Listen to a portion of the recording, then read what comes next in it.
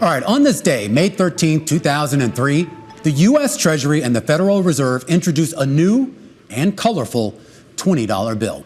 With shades of blue, yellow, and peach, accompanying, of course, the traditional green and black, the notes were part of a big push by the government to make counterfeiting more difficult by revamping the world's most used currency every 7 to 10 years.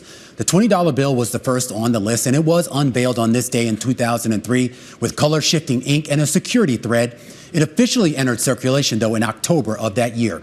It was the first denomination since 1905 to include colors besides black and green, a 100-year drab color tradition rooted simply in the fact that in the early 1900s, green ink was more readily available in large quantities. It was also resistant to chemical changes and had that psychologically identifiable presence for a stable government. But by the 1990s, the Secret Service, which was tasked with fighting currency counterfeiting, was being deluged by an increase in fake bills as more sophisticated printers and software made it easier for criminals to fake the greenback. For example, in 1995, less than 1% of counterfeit notes found in the U.S. were digitally produced. But by 2002, the Secret Service says that share had risen to 40%. We should point out that counterfeit bills still make up a minuscule fraction of the more than $2 trillion in circulation. Last fiscal year, the Secret Service seized about $22 million in fake currency.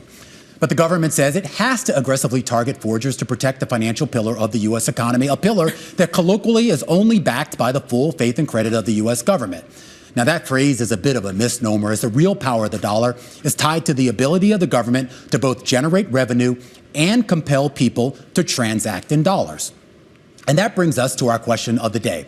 The Federal Reserve currently issues 7 bill denominations: $1, $2, $5, $10, $20, $50, and $100 notes. However, up until 1969, the government issued higher denominations as well. That includes $500, $1,000, $5,000, and $10,000 notes. The highest ever denomination?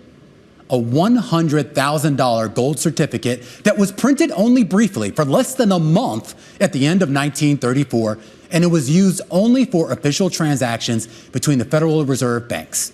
That note, which featured Woodrow Wilson on the front, was never circulated among the general public, and today is one of the few pieces of U.S. currency that cannot be legally held by collectors.